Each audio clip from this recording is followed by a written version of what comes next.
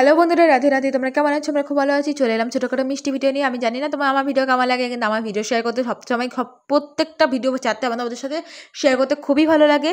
তো চলে এলাম যাতে ছোটোখাটো মিষ্টি অদ্ভুত একটা রান্না নিয়ে। তো যাই হোক, জানি না তোমাদের কেমন লাগবে, তাও আমি শেয়ার করছি এই ভিডিওটাতে। তোমরা দেখতে থাকো শেষ পর্যন্ত।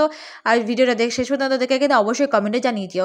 আর এখানে দেখতে পাচ্ছ একটা ডো বানিয়ে নিয়েছি। সেটার মধ্যে আমি কিছুটা ময়দা, তারপর ধনে গুঁড়ো, জিরে গুঁড়ো, লঙ্কা গুঁড়ো, চিনি, নুন দিয়ে ভালো করে একটু প্রথমে তেল দিয়ে মেখে নিয়েছিলাম। তারপরে আমি কিন্তু মিনিমাম 1 চামচ 1.5 চামচ মতো তেল দিয়ে মেখেছি। তারপর জল দিয়ে মেখে হালকা একটু তেল দিয়ে আমি কিন্তু ভালো করে ময়াম দিয়ে আমি কিন্তু ঢেকে ভেজা গামছা দিয়ে ঢেকে রেখে দিয়েছিলাম, তো যাতে ভালো করে ময়দাটা নরম হয়। তা এরপর আমি দেখতে পাচ্ছি ফ্রাই প্যানে দুটো টমেটোটাকে ভালো করে ফালা করে কেটে নিয়েছি, তার সাথে 4টে লঙ্কা আর 11খানা কোয়া রসুন নিয়ে নিয়েছি, যেটাকে আমি ভালো করে খোলা কড়াইয়ে একদম তেল ছাড়া ভেজে নেব, যাতে দেখবে একদম ভাজা ভাজা হয়ে যাবে, একটু পোড়া পোড়া লেগে যাবে, তখন কিন্তু এই জিনিসগুলো আমি নামিয়ে নেব।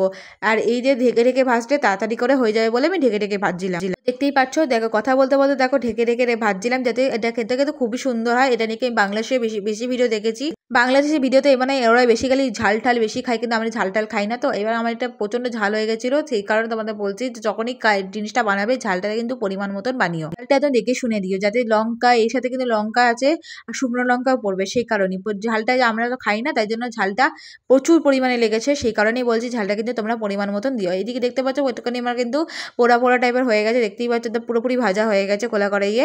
এবার কিন্তু মিক্সির বলে আমি সবগুলো নিয়ে নিচ্ছি, কিছুক্ষণ ঠান্ডা করে নিয়ে আমি পেস্ট করে নেবো, একদম মিহি পেস্ট, যেটাতে একদম দানা দানা ভাবটা থাকবে না, প্লাস একটু হালকা জল অ্যাড করবো এর সাথে। তো একটুখানি দেখো ঠান্ডা করে নিয়ে একটুখানি জল অ্যাড করে ভালো করে একটা জিনিস একটা স্মুথ একটা পেস্ট বানিয়ে নিচ্ছি আমি।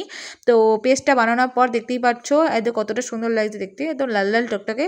তো যাই হোক, কড়াইটা বসিয়ে দিলাম, আমি ফ্রাই প্যানটা বসিয়ে নেওয়ার পর কিছুক্ষণ ফ্রাই প্যানটা আমি গরম করে এর সাথে আমি কিন্তু ফরচুনের রিফাইন অয়েলটা আমি কিন্তু সানফ্লাওয়ার রিফাইন অয়েলটা আমি অ্যাড করে নিচ্ছি, যেটা আমরা খেয়ে থাকি। আমি সয়াবিন অয়েলটা আমরা একদম খাই না, আমি তো কোলেস্টেরল আছে সেই কারণেই। তো এখানে আমি দেখতে পাচ্ছি মশলাটা দিয়ে দিলাম, তো এর সাথে আমি একটু জল অ্যাড করছি এর সাথে। তো করার পরই দেখতেই পাচ্ছি ভালো করে মিক্সড করে নিয়ে কিছু মশলা অ্যাড করবো, যেটা তোমাদের দেখতে হবে। তো এর সাথে আমি কিছুই না, নুন, চিনি, হলুদ, লঙ্কা গুঁড়ো, ধনে গুঁড়ো, জিরে গুঁড়ো, যেগুলো আমরা সবসময় দিয়েই থাকি রান্নায়, সেগুলোই আমরা এর মধ্যেই অ্যাড করে দেবো। কিন্তু মা বলেনি কি ধনে গুঁড়ো, জিরে গুঁড়ো ভালো লাগে না, কিন্তু আমার সত্যি কথা ধনে গুঁড়ো, জিরে গুঁড়ো গন্ধটা খুবই সুন্দর লাগে বলে আমি প্রত্যেকটা রান্নায় অ্যাড করে দিই। তো কী করবো বলো তো, আমার ভালো লাগে। এবার তোমরা এটা স্কিপও করতে পারো।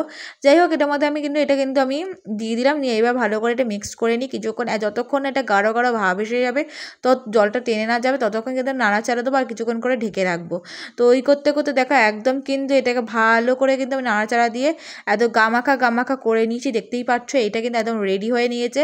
তো কিছুক্ষণ নাড়িয়ে নিয়ে তারপরে দেখো জলটা পুরো টেনে নিয়েছে, একদমটা স্মুথ একটা জিনিস চাটনি টাইপের হয়ে গেছে। তো এটা আমি নামিয়ে নিচ্ছি। তো এটা আমি একটু ঠান্ডা করে বাটিতে ঢেলে নেবো। আর এইদিকে দেখতে পাচ্ছ লাল লাল পরোটা ভেজে নিচ্ছি। তো পরোটা ভালো করে বেলে নিচ্ছি, আর মা তো একটা বেলে দিয়েছে, আর একটা আমি বেলছিলাম, এদিকে মা ভিডিও করে দিচ্ছিল। এইদিকে কিন্তু অনেক কটা এখনও বানাতে হবে, মিনিমাম 6 পিস হবে। তো এখনও অনেকজনে খাবে, সেই কারণে, কারণ আমি কিছু বানালে এরা না খেলে কিন্তু ওদের মনই ভরে না। তো খারাপ হোক ভালো হোক ওরা কিন্তু খায়, এটা হচ্ছে বড় ব্যাপার। তো যাই হোক, এখানে দেখতে পাচ্ছ আমি কিন্তু কড়াইয়ে কিন্তু একটার পর একটা ভেজে নেব, এবং এটা কিন্তু খেতে খুব ভালো হয়েছিল, কিন্তু যদি একটু ঝালটা কম হতো আরও ভালো হতো, ঝালটা একটু বেশি হয়ে গেছিলো। তো আর আমি কিন্তু দেখতেই পাচ্ছ এখানে কিন্তু মাকে অনেকগুলো ভাজা হয়ে গেছে, এতগুলো আমি নিজে হাতে ভাজতে পারছিলাম না বলে আমি সব বেলে দিলাম।